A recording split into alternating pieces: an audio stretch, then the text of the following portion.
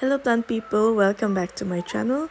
So today's video is going to be about propagation of this sea onion or climbing onion.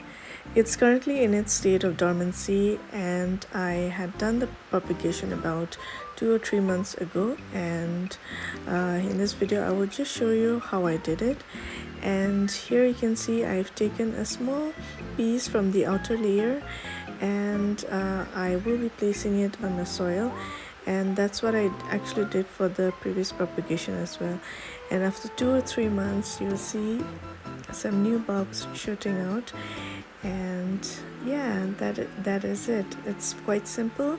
Of course, after I took out those pieces, I placed them on the soil and in a pot, and I covered the pot with a plastic bag for about a week, and I kept watering regularly.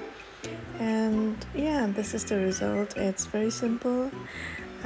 I hope you'll enjoy this video. If you did, do give it a like, and if you're new to my channel, do consider subscribing for more such planty contents. I'll see you all in my next video. Take care.